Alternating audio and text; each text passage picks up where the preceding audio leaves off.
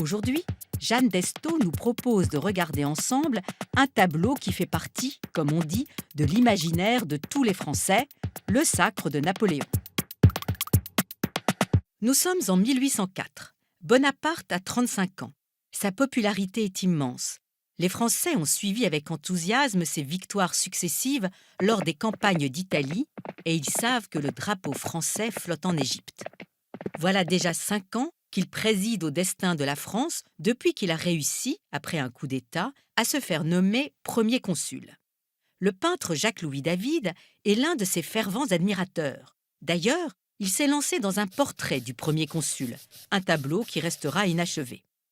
Quelques années plus tard, David peint Bonaparte franchissant le Grand Saint-Bernard, un tableau équestre très fougueux qui deviendra l'une des représentations les plus connues de Bonaparte.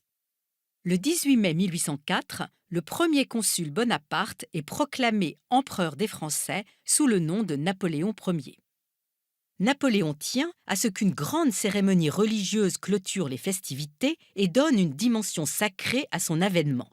La date est fixée au 2 décembre 1804. En septembre, Napoléon s'adresse à David, promu premier peintre de l'empereur, pour lui passer commande d'un grand tableau qui devra conserver la mémoire de cet événement exceptionnel.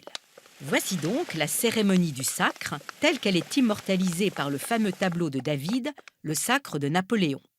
Le tableau est au musée du Louvre à Paris, et bien sûr, comme il se doit pour être à la hauteur d'une telle cérémonie, il est monumental, 9,79 m sur 6,21 m.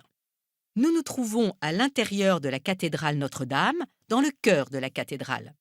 Grandiose déjà le cadre avec les hautes colonnes de marbre et les rideaux rouges et les tentures. La lumière baigne les personnages principaux et notamment Napoléon en plein centre. Mais d'abord, regardez. Vous voyez là, dans la tribune, cet homme en habit brodé, arborant fièrement sa Légion d'honneur? C'est David lui-même, un carnet et un crayon à la main, en train de noter les détails de la cérémonie. Un autoportrait donc, enjolivé comme dans cet autoportrait-ci, dont l'ombre bien placée dissimule une grosse tumeur de la joue qui serait due aux suites d'une blessure d'escrime. Le buste de Rude donne probablement une idée plus exacte de la physionomie du peintre qui, à l'époque, jouit déjà d'une grande renommée. Bon, revenons à Napoléon. Sa fascination pour l'Empire romain s'exprime à travers ses vêtements.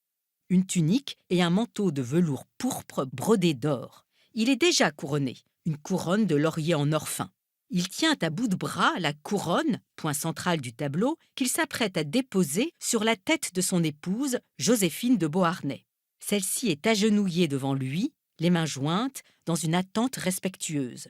Sur sa robe à brocart d'argent, elle porte elle aussi un manteau de velours pourpre brodé d'abeilles en or. Et elle a déjà une couronne en or sur la tête.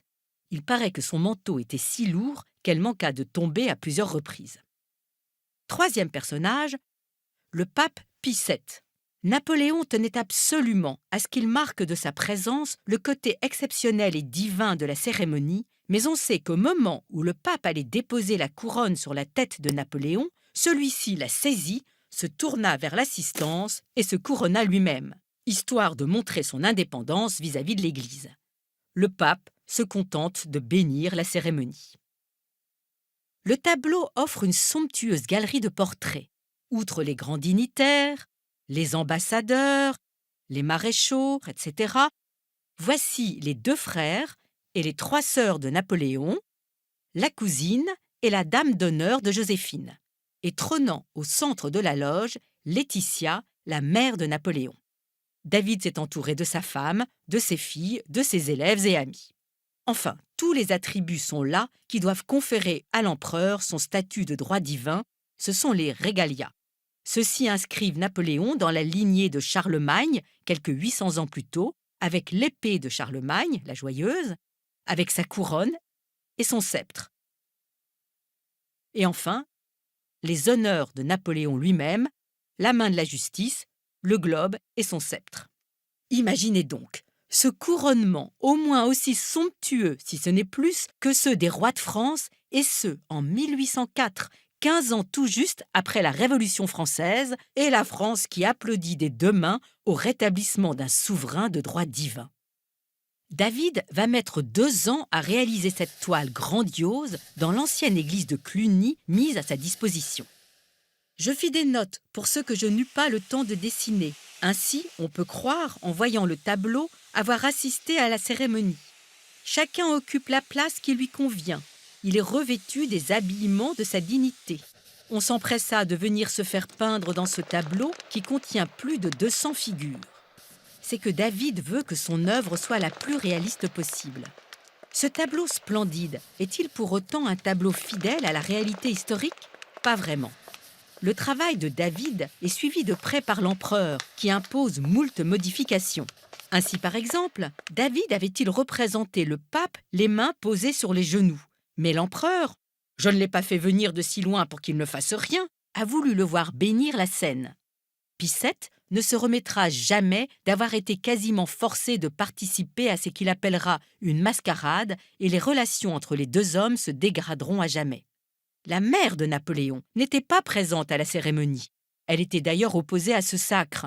Mais l'empereur en a décidé autrement et sa mère, par sa position centrale, semble à la fois présider et approuver la cérémonie. L'intérieur de Notre-Dame paraît très solennel, ce qui n'était pas le cas, la cathédrale étant à l'époque très endommagée. Quant à David, il pouvait difficilement être dans la tribune puisque tous ses croquis de repérage montrent qu'il était placé quelque part par ici. Ce tableau néoclassique est donc bien une œuvre officielle, une œuvre de propagande en quelque sorte, destinée à fixer le souvenir de la cérémonie pour l'éternité. En tout cas, une personne en fut tout à fait satisfaite, l'empereur lui-même, qui s'est extasié devant l'œuvre terminée. Que c'est grand, que c'est beau, quel relief ont tous les objets, quelle vérité! Ce n'est pas une peinture, on marche dans ce tableau.